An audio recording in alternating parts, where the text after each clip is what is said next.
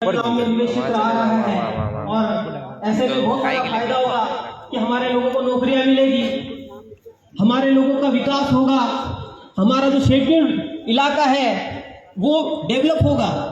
लेकिन मैं आप सब लोगों को कहता हूँ, आइए मेघनगर, हम आपको दिखाते हैं क्या है हकीकत। आज ऐसी स्थिति है मेघनगर के 5 या 8 किलोमीटर के दायरे में पीने का पानी नहीं है, केमिकल युक्त है। तालाब, नदी, नाले, सब लोग जो जितने भी अपने स्रोत हैं सारे नीले पीले हरे केमिकल डंप से भरे पड़े हैं। ये स्थिति है। ये बहुत बड़ा मुद्दा है, जल जंगल जमीन का मुद्दा है, लेकिन अक्सर इस पर कोई बात नहीं करता है। तो मैंने सोचा कि ठीक है यार, आज बात कर लेते हैं, मौका मिला है, माइक मिला है तो आज वही मैं कह रहा हूँ कि जब शेड्यूल इलाके में कार्यपालिक शक्ति का विकास ही नहीं हुआ है तो कलेक्टर महोदय, आप लोग हमारे इलाके में कर क्या रहे हो? आपकी फैक्ट्रियां क्या कर रही है? आपके लोग क्या कर रहे हैं? आपकी पुलिस क्या कर रही है हमारे इलाके में? इसका जवाब हमें जरूर पूछना चाहिए। पूछिए आप अपने जिले के कलेक्टर से, शेड्यूल इलाका होगा तो, कि कार्यपालिक शक्ति का विकास हुआ है कि नहीं। तो देखिए, मेन चीज ये है कि हम जब ऐसी केमिकल फैक्ट्रियों से लड़ते हैं तो उसमें बड़ी समस्या आती है। या तो हम आवाज़ उठाते हैं तो हमें पुलिस या दमन का सामना करना पड़ता है, और कुछ लोग होते हैं जो हमारे बिक जाते हैं। कुछ लोग रियलिटी में समाज की लड़ाई लड़ना चाहते हैं, जल जंगल की लड़ाई लड़ना चाहते हैं, लेकिन क्या होता है कि रोड मैप क्लियर नहीं है, और रोड मैप जब क्लियर नहीं होगा तो आप लड़ाई लड़ नहीं पाओगे। आपको पता नहीं कि किस कानून के तहत हमें लड़ाई लड़ना है। अब आपने देखा होगा कि अधिकतर हम जब लोग किसी फैक्ट्री के खिलाफ जाते हैं, अब अगर उस कोर्ट में अगर उसके खिलाफ केस भी करते हैं तो फैक्ट्रियां क्या करती है? फैक्ट्रियां फर्जी ग्राम सभा का जो लेटर है वो प्रदर्शित करती है कि हमें ग्राम सभा से मंजूरी दी गई है। ये हो रहा है दोस्तों, हमें इस चीज पे थोड़ा ध्यान देने की आवश्यकता है। हम मतलब मंचों पे बड़ी बड़ी बातें कर लेते हैं कि फलाना ढिमका ये वो, बट मेन चीज क्या है? हमारी जमीन है। अगर हमारी जमीन नहीं रहेगी तो हम कुछ भी नहीं है। हमारी पहचान क्या है? हमारी जमीन। देखिए, आजकल एक दूसरी समस्या भी है। एक तो फैक्ट्रियां जो जमीनें छीन रही है वो तो है ही, दूसरी समस्या ये है कि हमारी जो आदिवासी लड़कियां हैं उनका क्या होता है, मैं आपको रियल घटना बता रहा हूं। वो लड़कियां किसी गैर आदिवासी से शादी करती हैं, राइट? क्योंकि गैर आदिवासी के पास जमीन तो है नहीं। वो जमीन किसके पास है? इस देश के मालिक आदिवासी के पास है। तो वो जमीन के खातिर बहुत सारे लोग आदिवासी लड़कियों से शादी करते हैं, और क्या होता है कि उसका हिस्सा मांगते हैं। ये हो रहा है, आदिवासी लड़कियों से शादी करो और उसके जो लड़की का भाई है उसके बाप की जमीन को छीन लो, क्योंकि हमारे लोग उतने ज्यादा है नहीं अवेयर, तो दिक्कत होती है इन सारे चीजों के लिए। तो आप सब जो महिलाएं हैं हमारे समाज की, बहुत सारी जो यहाँ पे बैठी हैं वो तो ठीक है, अवेयर हैं, लेकिन बट जो दूसरी है, तो ये मैं आपको कहना चाहता हूँ कि ये खतरा एक तरफ से नहीं आ रहा है, खतरा बहुत तरीके से आ रहा है। एक तो आपकी जमीनों को छीना जा रहा है, दूसरी बात मैं भील समाज से हूँ, ठीक है? तो मैं एक और चीज बताना चाहता हूँ कि अक्सर क्या होता है कि हमारे में आजकल दापा बहुत ज्यादा ले रहे हैं इलाके में, 5 लाख 6 लाख 8 लाख, इस तरह से ये बहुत बड़ी समस्या है। इसको लेकर हम काम भी कर रहे हैं और आगे चल भी रहा है। बट समस्या ये है कि हमारे लोगों के पास उतना पैसा होता नहीं है, तो हमारे लोग वो पैसा किससे लेते हैं? साहूकारों से लेते हैं, या फिर वर्चस्व वाले लोगों के पास जिनके पास थोड़ा बहुत पैसा हो उनसे ले लेते हैं। अब लेने के बाद क्या होता है कि वो पैसा चुकाना बड़ा मुश्किल पड़ जाता है, उसे बाहर पलायन करने जाना पड़ता है। कभी कभी क्या होता है कि वो पैसा चुका देता है इंसान, और कभी कभी नहीं चुका पाता, तो ऐसे में भी जमीन जा रही है। तो यहाँ मुद्दा यही है कि आपकी जमीन आपकी मूल पहचान है। अगर जमीन नहीं है तो आप कुछ भी नहीं है, तो जमीन को बचाइए। और मेघनगर जो क्षेत्र है वहाँ पे मैं आपको बताऊं, लगभग ऑलमोस्ट 59 to 60 के आसपास फैक्ट्रियां हैं। वो मेरे खुद के बाप दादा की जमीन पे बहुत सारी फैक्ट्रियां बनी है, 7 से 8 फैक्ट्रियां, लेकिन आज उस फैक्ट्री का कोई मालिकाना हक नहीं है। जबकि हकीकत क्या है, CNT Act 1908 कहता है कि आदिवासी की जमीन न गैर आदिवासी ले सकता है, न ही गैर आदिवासी खरीद सकता है। ये चीज मतलब आदिवासी की जमीन आदिवासी ही खरीद सकता है। बट दिक्कत ये है कि सरकारें छीन रही हैं। अब सरकारों से यही तो मैं कहना चाहता हूं कि सरकारों से पूछो कि भाई आप आदिवासी हो क्या, किस कानून के तहत आप आदिवासी हो जो आदिवासी की जमीन को छीन रहे हो। और सरकारें देखिए, मेन चीज ये है कि पहली बात तो हम 10 साल की लीज पे हैं, हमारा जो क्षेत्र है वो ट्रीटी कर रखा है सरकारों के साथ, और इस 10 साल को लगातार बढ़ाया जा रहा है। हम कह रहे हैं कि कुछ नेता, देखिए नाम नहीं लूंगा लेकिन आप समझ जाएंगे, ठीक है, कुछ नेता कह रहे हैं कि हम मिशन 2023 को तैयार करेंगे, फलाना फलाना चुनाव को लड़ाएंगे, ठीक है। बट आप ये बताइए, जब कार्यकालिक शक्ति का विकास ही आदिवासी क्षेत्र में हुआ ही नहीं, तो आप नेतागिरी कैसे कर रहे हो, आप नेता बन कैसे रहे हो, आप चुनाव कैसे लड़ रहे हो। ये तो गैर संवैधानिक बात आप कर रहे हो, गैर कानूनी बात आप कर रहे हो, और नक्सली को आदिवासी जो जमीन को बचाने की बात करता है। तो ये चीजें हमको समझनी होगी। तो कुल मिलाकर मेरा यही कहना है कि एक षड्यंत्र और भी है, थोड़ा सा अभी आया है सामने। षड्यंत्र यह है कि अभी उत्तराखंड और हिमाचल में लगभग 13 गैर आदिवासी समुदायों को आदिवासी में सम्मिलित किया गया। अब हो क्या रहा है, देखिए मैं आपको बताता हूं, क्योंकि जो सुप्रीम कोर्ट का 5 सितंबर 2011 का जजमेंट है, नंदाबाई जजमेंट, उसमें यह कहा गया है कि scheduled tribe are the original inhabitants of the India. मतलब कि जो जनजाति है, कुल मिला के जो एसटी वर्ग है, वही इस देश का असली मालिक है।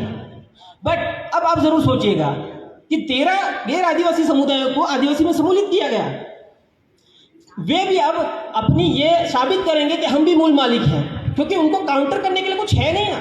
क्योंकि 2011 का जजमेंट यही कहता है कि जो एसटी में सम्मिलित है वही इस देश का मालिक है। अब आप जरूर सोचिएगा, एक सवाल भी है आपके लिए, 13 जो गैर आदिवासी समुदाय हैं उनको सम्मिलित किया जाएगा, क्या वे भी इस देश के मूल मालिक रहेंगे या नहीं रहेंगे। आप कैसे ये डिफ्रेंशिएट करेंगे कि वो लोग गैर आदिवासी है, उनकी संस्कृति आदिवासी नहीं है, और कैसे वे मूल मालिक नहीं है। क्योंकि देखिए 1965 में भी कुछ आदिवासी समुदायों को सम्मिलित किया गया। खैर उनकी संस्कृति तो आदिवासी से मिलती है, बट कुछ नहीं है, ऐसे हैं जो नहीं है, आज भी नहीं है। माफी चाहता हूं, मैं थोड़ा सा ज्यादा बोल दिया, लेकिन यही कहना चाहता हूं कि आप लोग थोड़ा जमीन पे ध्यान दीजिए, जमीन रहेगी तो सब कुछ रहेगा। धन्यवाद सर, आपने बहुत अच्छी बात रखी है, आपके लिए जोरदार तालियां। और ऐसी बात रखना चाहिए, पर हमारे पास क्या दूर दराज से सभी लोग साथी आते हैं तो ज़रा टाइम का कमी रहती है। आप लोगों के बीच कहीं युवा साथी अपनी बात रखना चाहते हैं तो उन युवा साथियों को मैं यहाँ बुलाऊंगा, तो इसलिए समय के थोड़ा अभाव है। और मेरे सहयोगी के लिए शिवानी जी ध्रुवे यहाँ पे आइए, और वो भी मेरे साथ संचालन करेंगे। मैं अगला वक्ता के रूप में भीम गिरवाल महू उनको बुलाना चाहूँगा, वो अपनी बात संक्षिप्त में रखिए। मैं भीम भाई के लिए जोरदार तालियां। वो यही युवा है भाई जो अर्जुन सिंघार की अभी मौत हुई थी पुलिस के द्वारा, उनकी लड़ाई लड़ रहे हैं। इन युवाओं के लिए जोरदार तालियां। आदिवासी एक समान, आदिवासी एक समान।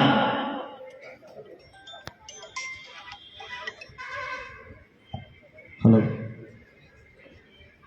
सभी समाजजनों को जोहार, जय आदिवासी।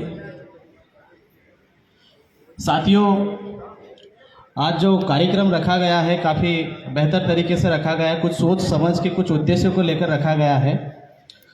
दूसरी बात है कि हमारे मुद्दे तो बहुत सारे हैं, आए दिन तकरीबन 2000 केसेस मध्य प्रदेश में आदिवासियों को लेकर होते हैं, है ना, लेकिन एक भी केस को हम सही तरीके से अभी तक सुलझा नहीं पाए। ऐसे कई हमने हमारे अर्जुन सिंघारी जैसे भाई का बलिदान दिया है और होता ही जा रहा है, इसमें कोई अभी अंकुश नहीं लगा है। इसके बारे में अभी तक हमने नहीं सोचा, इसकी चाबी कहाँ से है इसके बारे में अभी तक हमने नहीं सोचा। क्यों नहीं सोच पा रहे हैं, ये सबसे बड़ा प्रश्न है। आज तमाम लड़के यहाँ पर बैठे हैं, सब तकरीबन 10th स्टैंडर्ड से है कि नहीं, लेकिन क्या हमारे समाज में जो खुद हो रहे हैं, जो शोषित हो रहा है, शोषण हो रहा है, उसके बारे में हम आवाज क्या किसी मुद्दे को लेकर हम कोर्ट तक गए? नहीं। किस मुद्दे को हमने जड़ से खत्म किया? नहीं। क्या आपके जो लीडर है उसने इस मुद्दे को संविधान के माध्यम से खत्म किया? नहीं। क्या आपके जो नेता है वो आपके लिए संसद भवन में बात करते हैं, विधानसभा में बात करते हैं? नहीं। क्योंकि हमें गुलाम बना दिया। हम शासन करने की बात नहीं कर रहे हैं, हम शासित होने की बात कर रहे हैं। और जब तक आप शासक नहीं बनते तब तक आपके समाज की कोई भी समस्या का समाधान नहीं हो सकता, क्योंकि गुलामों का कोई भी त्योहार नहीं होता। और आज हम वही कर रहे हैं, हम खूब नाच सुन रहे हैं, खूब भाषण कर रहे हैं, ये हम गलत दिशा में जा रहे हैं। हो सकता है कि आपको मेरी ठीक है, फिर घर ही रहो और क्या। लेकिन सही बात यही है, आज हर कोई ये चाहता है कि मैं वहां जाऊं। बाबा साहब ने ऐसी उंगली दिखाई है ना, लेकिन इस उंगली का उद्देश्य नहीं समझे। उन्होंने कहा कि आप शासक बनो, शासित मत बनो। अभी मैंने कुछ दिन पहले मैं भोपाल गया था, बोले कि कमलनाथ और किसी को राजा बोलते हैं, बोले वो हमें टिकट दे रहा है। तो मेरे को एक बात बताइए कि क्या आप मेरे को टिकट दे दो, मैं शासक बनूंगा या शासित बनूंगा? सवाल है मेरा। शासित बनूंगा, शासक नहीं बनूंगा, क्योंकि जिस कौम को वो चला रहे हैं वो लीडर को नहीं देना चाहिए। हमें लीडर बनाना है। पूरे मध्य प्रदेश में अगर हम देखने जाए तो तकरीबन 2000 से प्लस केस हो रहे हैं। हम कहाँ लड़ने जाएंगे, अंतिम भाई कहाँ लड़ने जाएगा, लोगों से कहाँ जाएगा, लेकिन हमारे लीडर कितने हैं? 5 उंगली में हम गिन सकते हैं। इस बारे में हम सोचते नहीं है कि यार हमारे सामने समस्या हो क्यों रही है। अभी कितने बच्चे जो इंदौर में पढ़ रहे हैं उनका किराया कैसे निकाल रहे हैं, उसके बारे में कभी नहीं हमने सोचा। जो लीडर हमारे बीच में बात करने आते हैं वो कितनी समस्या का सामना करके आते हैं, उसके बारे में नहीं सोचा। बस हमारा ये है कि बस कहीं पे मुद्दा दिखा, सीधे फिर उठा के वहां चल दिए। उसके बाद में उसके परिवार का क्या हुआ, वहां के लोगों के साथ में क्या हुआ, पुलिस क्या करती है, इसके बारे में हम नहीं सोचते। यही सबसे बड़ी हमारी समस्या है आज की डेट में।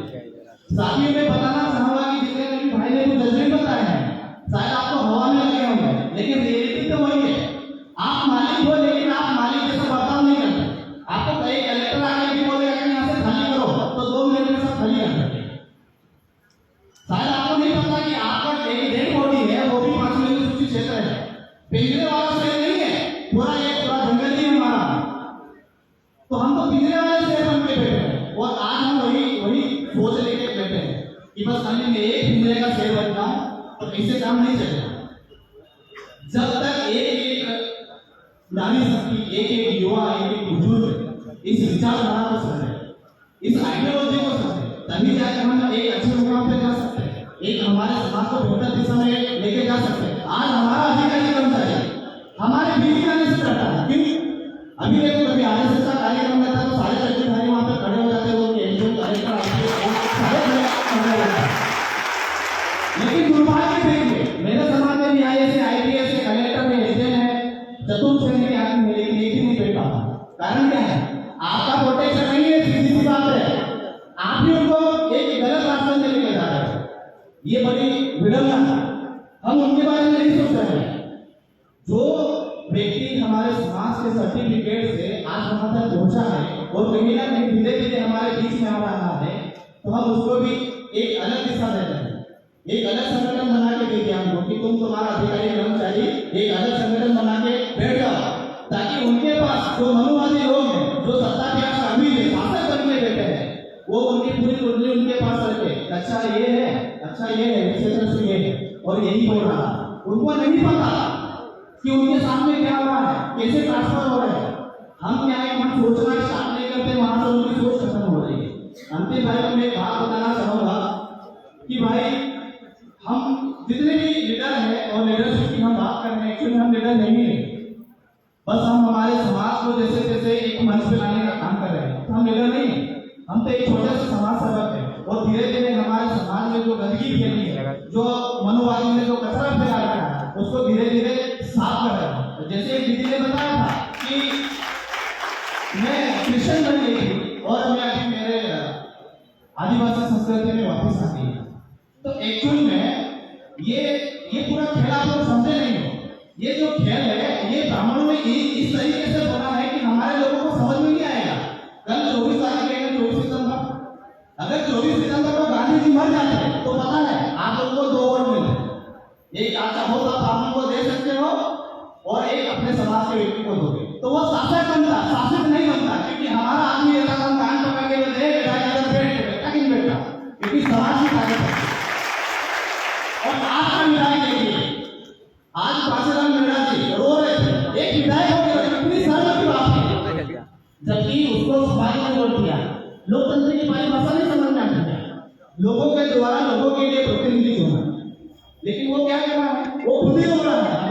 आपके समाज के लिए क्या सोचेगा, आपके जैसे जो अर्जुन शिकारी के बेटे जो शहीद हो जाते हैं, है ना, जिसके कस्टडी में वोट हो जाता है, इसके लिए क्या क्या लड़ाई लड़ेगा वो, ऐसे लीडर को भेजेंगे? बताइए आप तो सब पढ़े लिखे लोग हैं, ऐसे लीडर चाहिए क्या हमें? और ऐसा ही हो रहा है, उसके सामने जो जितने भी जो साथी लोग थे उसके, वो उसके आंसू सोच रहे हैं, अरे हंगामा करते थे। एक वो भी कोई उधर लड़ा था ना, उसके लिए तो उनके परिवार में सरकारी नौकरी सारी चीजें व्यवस्था तो नहीं करती। आपके समाज का बेटा मारा, आपके विधायक किसी ने चारा मारा, क्या हुआ? अरे कोई पता नहीं है।